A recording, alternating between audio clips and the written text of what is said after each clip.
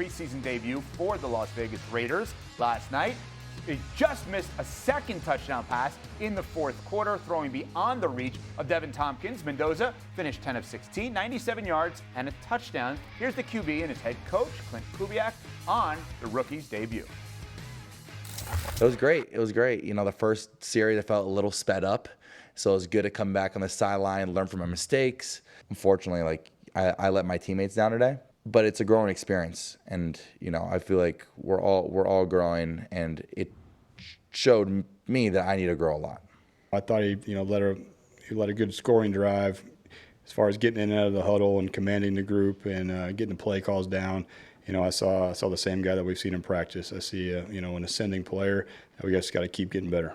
Clint Kubiak saying an ascending player. Steve Smith Sr., what did you see from Mendoza last night? I saw a young guy who obviously needs some work, but it was just simple, right? Simple in meaning he looked like a rookie. He also looked like the first overall pick, and he looked comfortable. He looked uncomfortable. It's called preseason football. I loved, we saw a guy that you go, oh, okay, this old school. Let your young guy get out there, let him get comfortable, coach up his mistakes, look at the moments and go, hey, this is coachable, this is teachable. He put the ball in some spots where you love. He put the ball in some spots you go, ooh, but that's what you want from your quarterback. This is why preseason is important for young players. Yeah, he didn't disqualify himself from being the starting quarterback week one, as far as I'm concerned. The trend has been when you're the number one overall pick as a quarterback that you're going to play. The last time we saw a number one pick at quarterback not play week one was Baker Mayfield in 2018.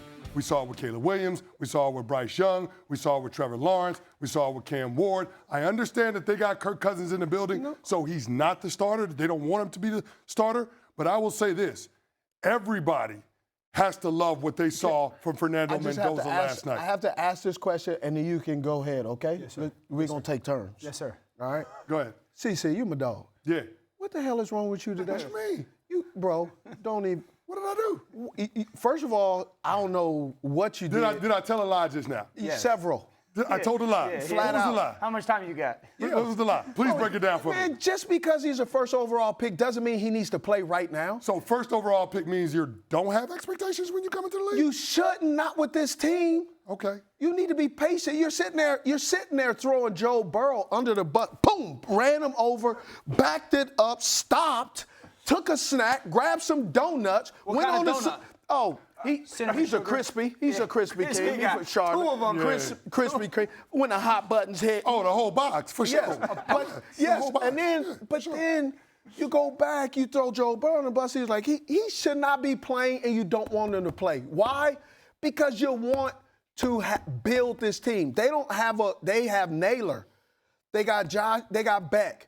Josh Beck he's going to be the quarterback of the receivers, meaning he's going to line up, but he's not going to really put the fear in anybody. Man, you don't want your first overall pick playing. That's the problem with a lot of teams. You get this first overall pick, you throw him out there, you get him shook, and then you're going to pay him, forcefully pay him, and then overpay him, and then say, you are so good, we love you so much, we're going to pay you $50 million to get the hell out of our organization and go somewhere else and resurrect your career. Okay. Why do we want to go through that again? That's foolish, man. That's wasting money. But Dan, to CeCe's point, why doesn't anyone learn from that? Because what Steve said makes a lot of sense. What CeCe's saying is trend is going in the opposite direction. It's what happened. There's a difference It's a between fact. what's It's right wrong. and what's trending. Okay, but you said it doesn't disqualify him because of the trend. No, Just because there is a No, I'm trend. saying what he did last night, his performance doesn't disqualify What him. he did last night should have zero impact. Yeah, 10 for 16, 97 yards. Break it down for me then, Dano. He was everything you wanted to see for him. I'm going to get to your question, E, but he was in control. No He was doubt. competent. It was sharp. He got through progressions. He had to convert some third downs. Nothing but good. Yeah. No doubt. Exactly. But there's nothing that Mendoza did or is going to do in the next 2 weeks that should even remotely touch what the plan was the moment you drafted him number one. I'll start by this. Name the last number one. Give me the last top 3 quarterback that has flipped his franchise on a consistent basis. We're not giving Jane and Daniels right now. It's been 2 years. He's flipped the franchise. He got to the conference championship. Yes, He has and what not has he flipped the done franchise. for the franchise? He has not taken the franchise from we stink to we're good. Yep. Okay? There was a stretch where it was Cam. Trevor Lawrence is kind of tapping into that world a little bit. Caleb Williams, we're not giving him credit. But Chicago hasn't established itself as like a consistent good franchise. They won the division and won a playoff game in year 2. But Chris, the body of work is too small. Correct. They could go 6-11 this year, and then all of a sudden we're back to not being a good franchise. The point is, number 1 picked quarterbacks, it is almost impossible to point to the guy that flips the franchise. And the main reason is because go play. And he's not ready to play. We're not ready to support him. And it's just the impatience, to answer your question, E. It's the impatience of the organization, of the owner, of the fan base, of a lack of commitment to plan, of the, well, he's really good in practice. And we give up what we really want for what we want right now. Yep. And that's why so many organizations get caught into this cycle. You don't think the Cleveland Browns want Baker Mayfield right now? Go.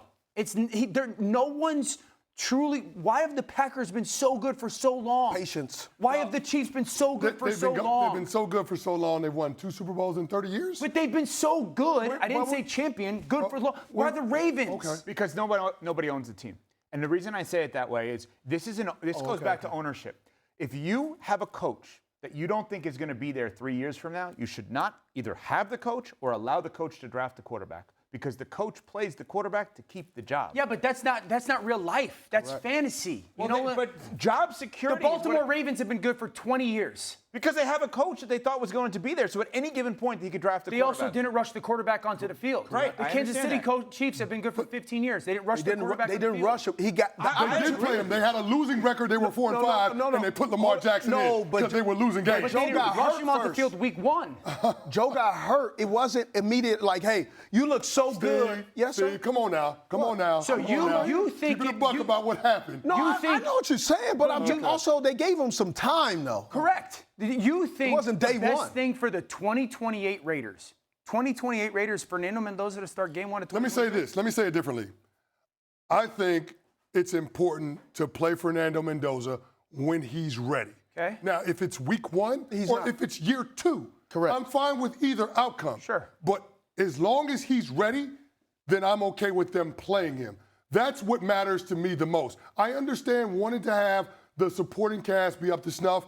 Based on all the reporting with Dan Graziano's talked about and others, they like their tight end room, they like their running back room, they're not sold on their wide receivers, and the offensive line is a work in progress. Yes. I get all of that. But he's the number 1 overall pick for a reason, because you believe he can elevate the talent around him. Yes. My most important thing is, can Fernando Mendoza protect himself when he's out there? No, that means getting he in and out. cannot. Hold on, let me explain. Sorry. That means getting in and out of the huddle, running a smooth operation. He can't. Understanding what you see at the line of scrimmage. He doesn't. Getting to the right play, getting the ball to the right players. They don't time, have them. And understanding when the journey is over, which is getting down or getting out of bounds or throwing it away. And it shall not start anytime soon. But my point is this. If he can check all of those boxes in terms of doing all of those things, then I'm a big believer in playing the young quarterback sooner rather than later, because the best way to get better at football is by playing football. Okay, philosophically, I would prefer to be ready before the quarterback is ready.